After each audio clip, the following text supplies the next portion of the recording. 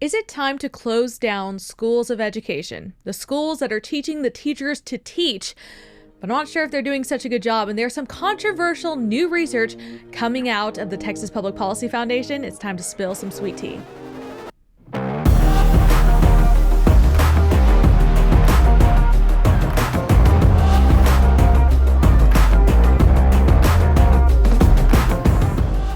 Hello everyone and welcome back to the Sweet Tea series. My name is Ariana Guajardo, and like I said in the intro, it is time to discuss some new controversial research written by my friend Kate Bierly. She is the director of the Next Generation Texas campaign at the Texas Public Policy Foundation. Welcome back to the show. Thank you for having me. It's been a while. It has. We were talking about how nice it is to be back across from each other. Yes, I'm excited to be here. So, and especially under the, like I said, the controversial new stuff that you're putting out there. So, we put out a lot of research at the Texas Public Policy Foundation, and usually some of these research papers can get pretty lengthy, like in the, if you're like on our, usually like the border of Mexico stuff, that gets like, I mean, we're talking closer to 100 pages. Yeah. But thankfully, your research is well done, concise, again, controversial and exciting. And in this case, it printed out on 14 pages. So I actually took the time to read through it. And I'm not just waiting for the op-ed and all the other stuff that comes with it. So if you guys are wanting to feel super smart and talk about the new research papers you're reading, I would highly recommend Education Schools, Low Standards, High Indoctrination, Zero Results. Mm-hmm. So this just came out, was it earlier this week I guess at this point it would be a week prior by the time this releases. But. Yes. So as of today, it released yesterday. So it's still fairly fresh, I'm sure, by the time that this podcast comes out too. Well, we're going to get into the research, but first, remind me, what is your background? Because you're talking about these schools of education, the results and what comes out of it. What is your connection to that? Yeah. I actually went through a university school of education twice. And to be clear, when I say a school of education, I don't just mean going to a university. I mean going to a university-based school, the education school that is equipped with prepping the nation's next teachers, principals, administrators. So I went through 2 master's programs in Stanford's Graduate School of Education. And prior to me entering those programs, I had my rosy-colored glasses on, just so excited to go through. And while I did learn a lot, I learned a lot of what junk fills those classrooms and what junk our future teachers are prepped to go and teach. And so a lot of my time at the foundation has been kind of exposing what is it that teachers are being taught to teach and how can we reform that from within. Yeah. And again, I'm glad we're clarifying what a school of education is, because when I first heard that we're doing research in schools of education, I was like, is that just schools? Because all schools teach education, or that's, but this is specifically the university programs that are supposed to equip teachers for the classroom. Exactly. Okay. Yeah.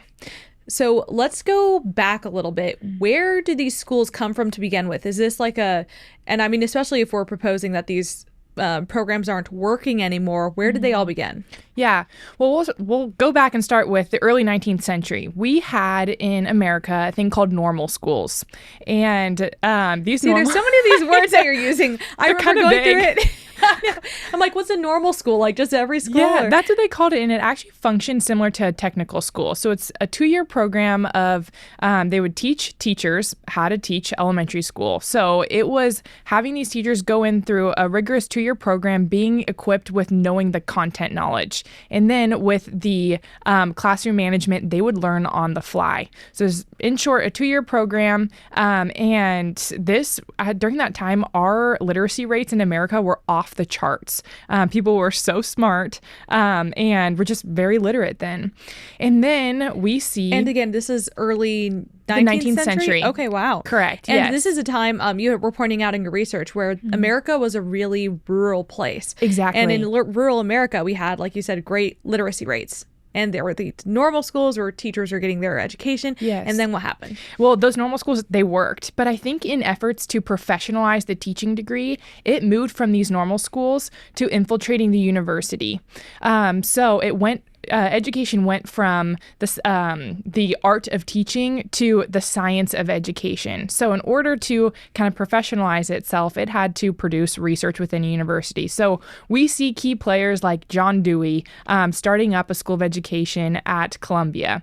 And he was most famous for kind of debunking all of these myths that worked in these normal schools. So, for example, traditional methods like memorization or reciting things, he thought that those were elitist and oppressive. So he wanted to focus learning and education to child-centered education. Let the student learn by themselves, and the teacher is just there to kind of push them on to have self-learning. It was child-centered education. Long story short, absolute bogus, but he was a key figure in starting this kind of turning education on its head.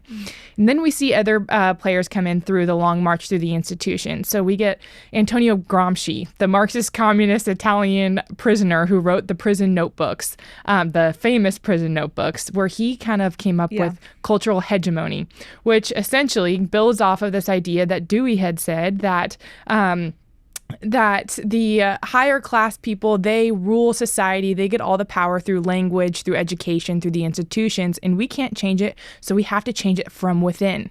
And all of this that you're saying in Long March to the Institutions, I had Mandy Drogan on a few weeks ago to talk about what that Long March was, but just as a refresher in case someone hasn't heard about it, this is the movement through institutions like intentional movement through institutions such as our education systems, as well as other factors of our society and through government institutions to intentionally move things towards socialism. And this comes out of the Frankfurt School in Germany. Absolutely. Sorry, I just wanted to give that little refresher of where we are in history at this point. Yes. Yeah. So these ideas became infesting in our schools of education. We start to see more schools of education pop up at different Ivy League schools. And then now it's just spreading throughout the country.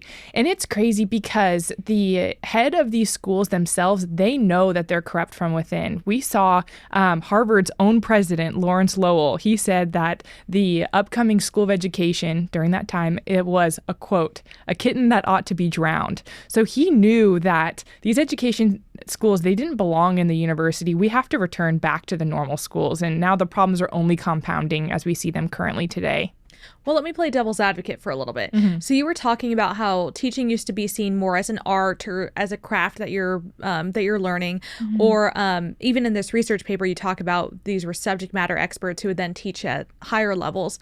But what about the science of education? Is there a real science to this that could be applied, like looking at what gets the best results, what teaching like usually helps students? Is that not what's happening in the institutions? Yeah, well, I agree. That's a great line of thought. And there's actually an institution that is responsible for teaching or producing the best research in terms of the science of teaching. And so that research foundation is called AERA, American Educational Research Association. And so traditionally, teachers from around the nation, they would go to the annual conference to see what are the best practices going on. Now, there was a study that was done, conducted recently, back in 2025, and examined the last 4 annual conferences that AERA had put out. And among their research, they found that the topics that AERA covered had to do with race, identity, justice, power. So they're just as guilty of it too. So going back to your original question, yes, I think there can be a science of how to teach, but that is learned on the fly in the classroom by natural instincts. The one thing that teachers have to know is subject matter expertise, and then go in there and teach. But now it's just being plagued, whether it's our research institutions or AERA is plagued with this critical consciousness that is destroying our education institutions from within. And it does sound, at least to me, and this is someone who hasn't done all the extensive research that you have, but it sounds like the science of education was never really the part of the plan. And especially considering the figures that were part of this, the social indoctrination and the social, quote unquote, social justice part of teaching, and or like even language like equity being used, and it was unequitable to have students do memorization if not every student's going to memorize as well as other students. It seems like instead of focusing on what is going to lead to the best outcomes, that I guess that wasn't the original intention behind these schools, especially figures like what was the gentleman at Harvard that you were referring to? Lawrence Lowell. And was he one of the founders, right, of Harvard, or what was his role? He was just president at the time. Okay, president of Harvard. Okay. Yeah. Yeah, so no, you're definitely right. And now teachers are being taught to view their classroom as a space of social liberation and interrogating different identities and being able to see different power structures at play, which we need to return to what worked in the normal schools. And I think we will see test scores rise and have way more productive members of society.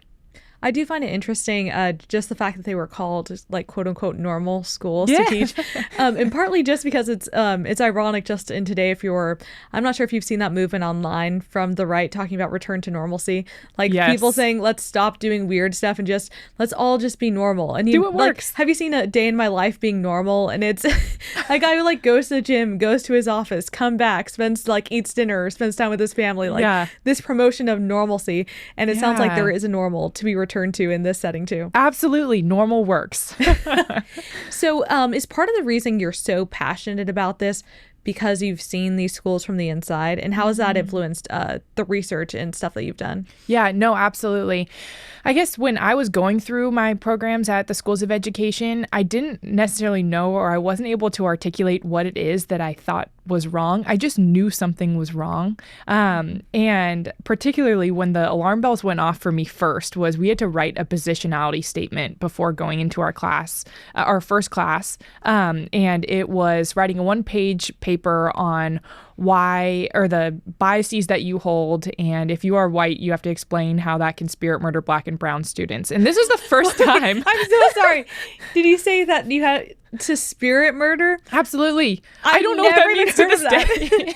I still don't know what that means, but it's just crazy. It's a different lens they want you to put on to view literally every situation as a power dynamic. That's how they operate. And so that's what went off for me. And like, this is weird. Something's a little weird. So yes, I think all those instances make me so passionate about trying to bring this to light, because our teachers, it's by no fault of their own. It's the institutions putting them through that. Right. I'm not going to get over the fact that you said spirit murder. And I'm going to be thinking like, wow, Kate's such a threat. She's out to spirit murder the rest of us. That's what they think. Yes, I agree. And they made you put that down in a statement just so you know, too, that you're a threat to other people. Absolutely. Yeah, wow. I know. Don't you feel like you're so educated in education now? Yeah, I wish I was more educated in education. So. Well, this also expands, and you address some stuff that I've spoken to Dr. Tom Lindsay about on the show as well, which is grade inflation, and basically that we haven't seen positive results from these teaching schools. So will you go over a little bit, just for someone who might not be familiar, why is this such an issue, and what is it that we're trying to tackle here? Yeah, grade inflation is one of the key points when looking at the results that schools of education produce. So 50% of grades nowadays are A's across the board, no matter what school you go to. But schools of education, they are notoriously the worst for inflating grades, meaning they hand out the most grades out of any other program in a university, and it's at 70% right now. So not only does this set the teacher up for failure, I mean, they're not only not learning what they should know, but also they are being rewarded as if they do know these skills already. So grade inflation is among the worst with schools of education. And then also the barrier to entry is extremely low. Prospective educators who go through schools of education, they have the lowest GRE scores across the board as well. So not only are they the least smart going in, but they have the highest grades when they're coming out, so that it doesn't make much sense at all.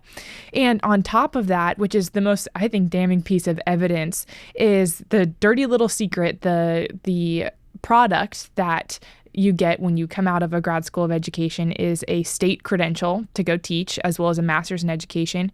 It produces zero difference in student outcomes. So there was a study by the Able Foundation. It was this landmark study, and they actually examined 150 different studies spanning 50 years, and they found that there is no evidence that a teaching credential produces better results than someone who's completely uncertified. It's a myth. So right now, the teaching credential does not help you at all if you're getting it through a university school of education.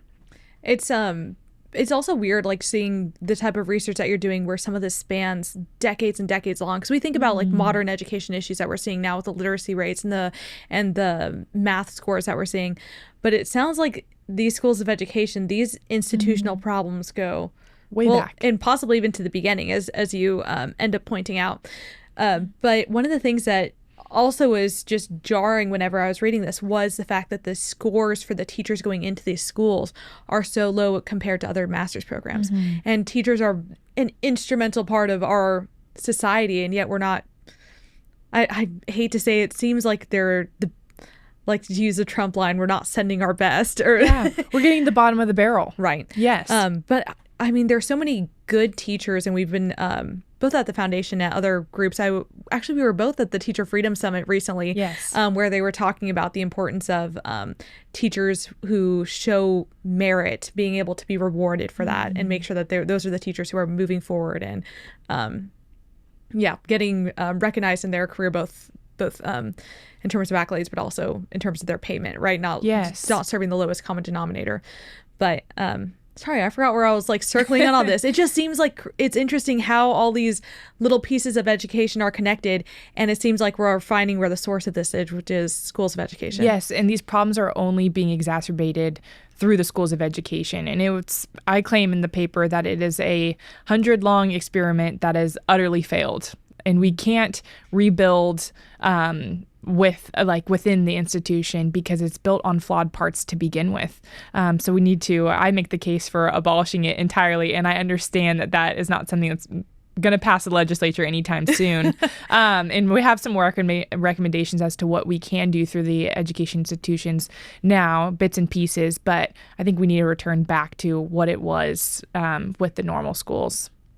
And that was a 2-year program versus, again, a master's. Yes, and I think just the important piece to note there is that they spent a majority of the time training teachers on content knowledge. Teachers need to learn how to teach the truth and not teach kids how to examine things through different lenses. We need to equip our teachers to teach the next generation the truth, because what happens when that generation is in the legislature, then they're going to be making the rules of our state and of our nation. So we need to equip them with the truth first and foremost above everything. And one of the things, the adage that came up for me when I was reading about the GRE's scores was, the adage of those who can do, those who can't teach. Yeah. And in an ideal world, and I know a lot of us have had interactions with teachers where that's just not the case. They're doing this because this is a passion. They're really good at what they do. In a lot of cases, if they're a subject matter expert, they're more passionate about it. Yes. So is there, what does that look like if we start incorporating more subject matter experts and equipping them to teach in the classroom? What does that look like? Yeah, well, actually, it wasn't too long ago when teachers had to get a degree in the subject that they teach in. So, for example, they'll go to college and get a degree in math, and then they'll go teach math. But now, after the birth of schools of education, now we're seeing you can get a degree in education. So it's a broad, sweeping degree where they teach you different pedagogies and different things about, that's where you'll get indoctrinated with the DEI, critical consciousness, you name it. And so I think that's also where we took a turn in a wrong direction as well, because you're not learning a specific subject area when you get a degree in just simply education. What good does that do for you? But then that also raises the question, what about K through 5 or K through 6 when you have to teach all the subjects? We still make the case that we think it's important to get a subject area, degree in the subject area of an actual discipline, and then you will be able to learn on the fly different subjects while you're in the classroom. But even back to returning to the normal schools, I don't want to beat a dead horse here, but that's literally what they did. And you learn on like classroom management on the fly. You learn all these skills on the fly because sometimes that just comes through practice. You don't have to take classes in it in college or get a degree in it, but we need to equip them with knowing the content first. And like you pointed out, the normal schools were 2 years versus something that became a master's program even. Exactly. Dr. Lindsay and I didn't get to have my full rant with him, but we were just talking about how much of education has been moved like up into higher levels. So stuff that could have been done at the high school level and seemed to be like at the right rigor and standard to be taught at high school. It's now been moved up to college. In college, a lot of our programs, now you have to have a master's to do the same thing someone could have been certified to do years before. Yes. Anyway, if I could go on just for a second to rant about it, I, especially right now, whenever people are thinking about student loans and student debt that a lot of us still have, it makes me so frustrated when we're putting barriers to entry for different jobs behind higher and higher level degrees, forcing you to spend more and more money in years outside of the workforce rather than equipping you as quickly as possible. And one of the things that you were talking about in this paper is the purpose of education as a whole. one of those things being, though, to be able to give you what you need as soon as possible versus, again, adding barriers to entry. And especially now, there's all these financial barriers included with that. Yeah. So what is the ultimate purpose of what education was for at the beginning, so we know what we're working towards? Yeah. I guess in very short terms, the purpose of education is to pursue that which is good and true and beautiful. And a good educator is one who equips students with the tools in order to orient themselves towards that. But to your point, having this degree inflation where now all of a sudden you need more and more degrees just to have a seat at the table makes no sense, because college now is not the best route for everyone to go. Despite what a lot of parents may think. And so that's also something we're looking into as just a side note for our campaign is how can we remove these degree requirements that are completely unnecessary for us to get someone to get a state job. Like, you don't need necessarily a bachelor's degree or a master's degree or 2 master's degree to get a lot of these jobs that are currently open. So yes, we're looking to tear that paper ceiling as well. To tear the paper ceiling. Exactly. I like that one. Have you fit that into any of your papers or your research yet? Actually, Dr. Lindsay, he uses that quite a bit. So, well, I was going to say you can steal it from him. We're right. The rigor's not there anywhere for people to be checking the exactly. It'll be flagged for AI at this point anyway. I know. So, if we're trying to replace schools of education, what are some of our policy solutions here? Like, what are some of the solutions, either if we are maintaining them to be able to make them better, and if we are getting rid of them, what should replace them? Yeah, I think one of the biggest levers that we can pull within schools of education is training those teachers on the Bluebonnet curriculum. So 2 sessions ago, Texas passed House Bill 1605, which created a wonderful open education resource called the Bluebonnet curriculum. And this curriculum is, in my opinion, the best curriculum that there is in the nation. It is on grade level. It's comprehensive, and it's open, and it's free to teachers for them to use.